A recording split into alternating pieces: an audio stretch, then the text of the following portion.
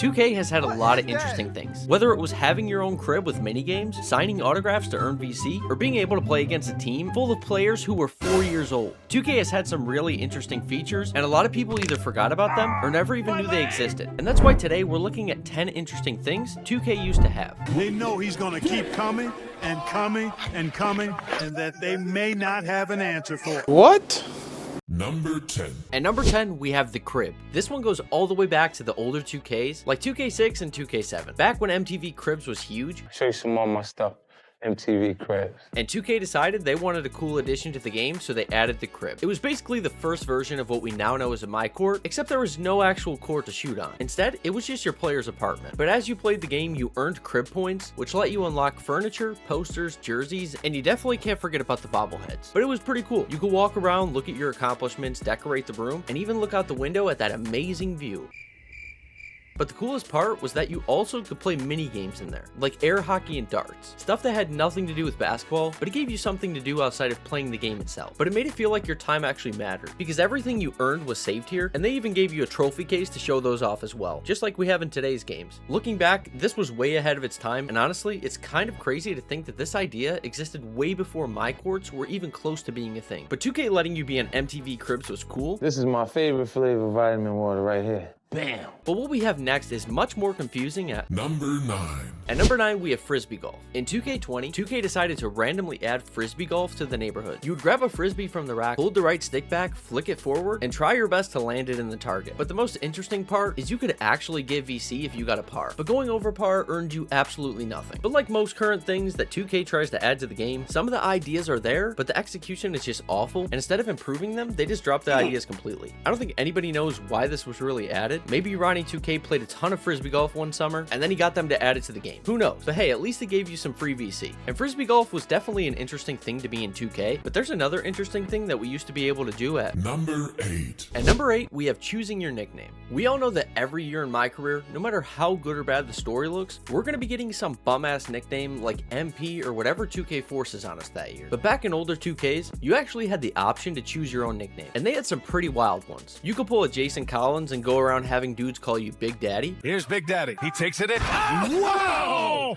Crazy good! Or pick some of the fan favorites like Lights Out or Insanity. It made your MyPlayer feel way more personalized, like it was actually your career instead of a scripted character that everyone else was playing as well. It's a super small thing, so obviously it's not like it really matters, but it's definitely interesting that you used to be able to choose your nickname instead of dealing with whatever they gave you that year. And choosing the nickname is one thing, but you were actually able to use that name at Number 7. At number 7, we have signing autographs for VC. In 2K13, they actually let you earn VC when you weren't even on the actual game itself. There was a MyNBA 2K app where you could choose to do mini games like signing autographs where you'd be able to earn VC or extra fans in MyCareer. It was pretty simple. You created a signature, then quickly tried to replicate it for fans within a minute, similar to how athletes do it in real life. And there were other mini games you could play, but the autograph one was the easiest method, and that was simply because it was the fastest. And honestly, it was kind of cheese. You'd earn up to 1,000 VC at a time, but you didn't have to wait for any type of daily timer. You could just close the app, reopen it, sign more autographs, and keep earning VC over and over again. And it was cool because honestly, it makes sense. You're in the NBA, you're going to be signing autographs. I know it's different, but that's definitely what makes it interesting. Nowadays, the app is mostly just for locker codes, 2K TV, or to push my team, so that leads to a lot of people not even knowing that this was a part of the game. And signing autographs is interesting, but it's going to be a lot harder to do that with what we have at Number 6. At number 6, we have getting hurt in MyCareer. Back in older 2Ks, your MyPlayer could actually get injured and miss games. If the injury wasn't too serious, you sometimes had the option to play through it. I don't know how the team is going to perform in my absence. Or if you couldn't be bothered with that, you could just sit out, which meant simming games until your guy was healthy again. I'll tell you one thing, I certainly don't plan on rushing back from this. It made the mode feel more realistic because obviously injuries happen all the time, and it made MyCareer feel unpredictable. And it was definitely an interesting change if you decided to play through an injury, because your dude was running around thriving in pain. And it's crazy to think that this was once in the game. Because of MyCareer, nowadays injuries are non-existent. That is unless they're part of the storyline. That being said, I do understand why it was removed and why people either love it or hate it, but it definitely made MyCareer way more interesting. And getting hurt is one thing, but we have something even more interesting at Number 5.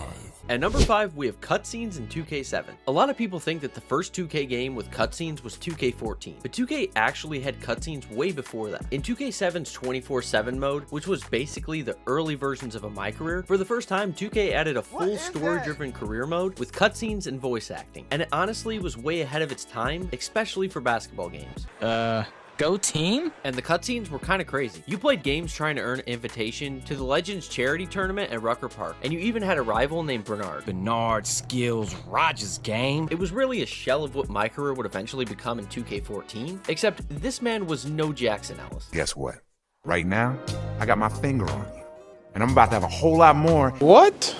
And the story had some cool moments, and others that were just so cringy, all you could do was laugh. Yo, man, is that Skills with an S or a Z?